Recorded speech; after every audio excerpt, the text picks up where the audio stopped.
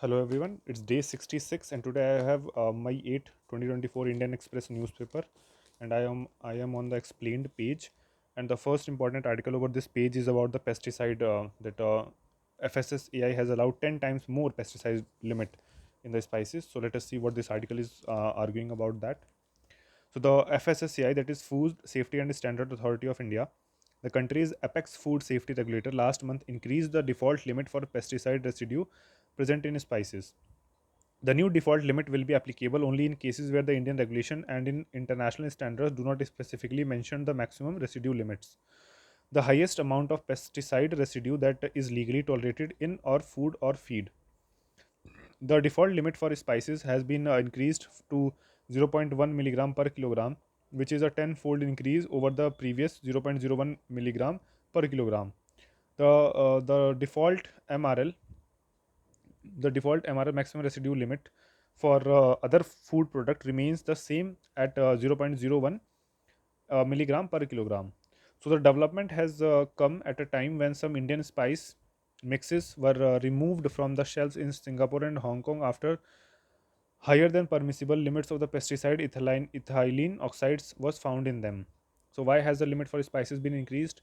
One, the MRL takes into account not just the pesticide but also the metabolites, compounds that are formed after the pesticide break into the smaller particles. As a result, higher level of pesticide residue is detected during test. So two pesticide residues are difficult to detect below the level of zero point 0.1 milligram per kilogram. To detect them more effectively, the limits have been raised. So three, the levels of pesticide that can be effectively controlled in agricultural often make achieving an MRL of 0.01 milligram per kilogram impractical. Santosh J. Yappan, one of the scientists on the panel that recommended the new measure to FSSAI, told the Indian Express. Can the increased pesticide limit impact your health? Even with the increased limit, the pesticide residue remain at very low levels and are unlikely to harm human health. Yeppan said MRLs are based on the maximum pesticide residue expected in a crop and are distinct from safety thresholds. MRLs are designed to be much lower than the levels that can pose harm to humans. With the Indians consuming a lot of spices, these limits take into account the fact that small quantities of pesticide can accumulate over time. The MRLs are decided and periodically reviewed based on the field trial data provided by companies to the Central Insecticides Board and Registration Committee (CIB) and RC. So scientists study the chemical composition of pesticide, the relationship between the quantity of pesticide and its toxic effects, and the level of residue present in food items. More than 295 pesticides are registered by CIB and RC in India, of which 139 pesticides are registered for use in spices according to the government data. So, what is the concern? Activists have cautioned that a higher default limit may allow for more pesticide to reach the human body. However, experts from the FSSAI have said that action would be taken if pesticide higher than the limit are used. The government has repeatedly highlighted the limits set by India continue to be among the lowest in the world. So that is about the spices that is recently in news, and let us come to one other important article over the ideas page. It is written by C Raja Mohan, and this article is arguing about the playing the field and the impact of China in the Europe's internal politics. So let us see. So Xi Jinping's swing through Europe this week highlights China's bold play to exploit the division within the Europe and across the Atlantic within the United States. It also underlines Europe's trilemmas in navigating the great power dynamic between the US, Russia, and China. The prospect of Trump returning to power in Washington, Russia's growing military confidence in Ukraine, and the mounting economic pressure from Beijing are squeezing Europe into a tight corner. Speaking at the Sorbonne University a fortnight ago, French President Emmanuel Macron sought to shake the Europe out of its complacency. Macron warned that Europe could well die if it does not get its act together in addressing the range of challenges presented by the US, China, and Russia. During his visit to France, Serbia, and Hungary this week, she will try to make Europe's trilemma harder to resolve. So she's travel to Europe after 5 years amid a spying scandal points to the growing Chinese penetration of the European ruling caste. Even more important is the European investigation into the Chinese dumping of electric vehicles and the prospect of major sanctions against the China's EV makers. She, on his part, too, is eager to persuade the Europeans not to escalate the trade war with China and reverse the declared strategy of de-risking the economic relationship with Beijing. China has economic carrots to offer in the form of investment. And in Hungary, President Viktor Orban is a friend of China and will showcase Beijing's plan to set up an EV factory in the country, undermining Europe's ambition to develop its own capability in this sector. China already is a major investor in the Serbian economy. France too is eager to attract Chinese investment and insists that it will not participate in the attempted isolation of China by the US. We need the Chinese, Macron said, calling for a reset in the economic relation with the China on the eve of Xi's visit this week. During his visit to China last April, Macron declared that Europe will not be America's follower on Taiwan. On the eve of Xi's visit to France, Macron reaffirmed the message of European strategic autonomy and suggested that Europe will be a balancing power between the US and China. That is music to Xi's ear, and he would want to probe the extent of the cleavage between Europe and the US on their China strategy. While China remains a valuable economic partner and a weighty global actor in the dealing with issues like climate change, Xi's support for Putin's invasion of Ukraine has generated much concern in Europe. As Russia moves from the defensive posture in eastern Ukraine towards a more offensive one, there are growing fear that Putin might destabilize the Central Europe.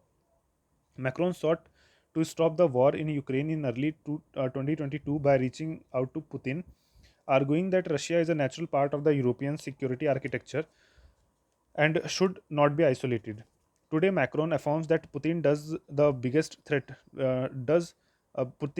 the biggest threat to Europe's future.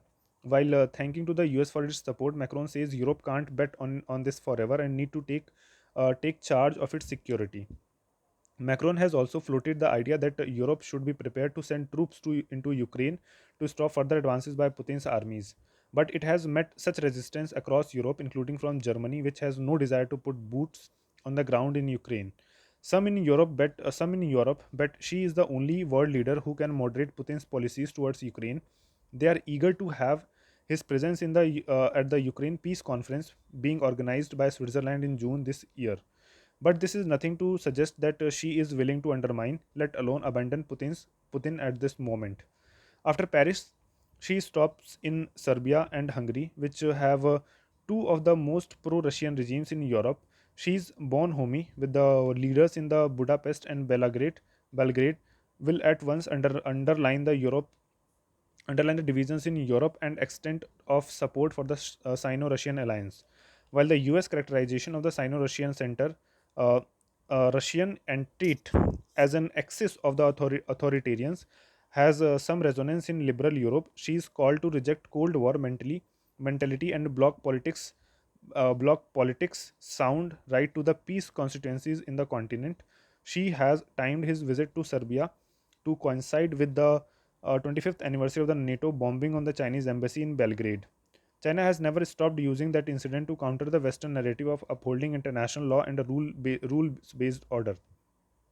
As Xi and Putin step up political political attacks on NATO, there is some unintended reinforcement from the US. In a recent interview with Times Magazine, former President Donald Trump, the presumptive nominee of the Republican Party for the presidential election later this year, reaffirmed his well known compliance against Europe. Trump, who has long accused NATO allies of not contributing their share of the European defense burden, insisted that US will not defend those countries in Europe that do not pay their fair share. Trump also excoriated the European Union for their protectionism and has promised to press for a more equitable trade relationship. So, in his recent interview with the Economist, Macron underlined the need to build European sovereignty to survive and prosper amid the unfolding political, economic, and technological domination of the US and China.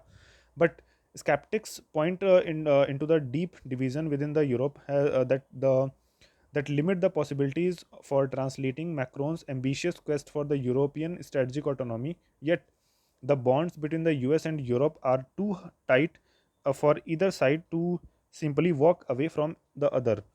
Irrespective of its eventual choice, Europe's response to its geopolitical trilemma will have a major consequences for India's relation with the US, Russia, and China.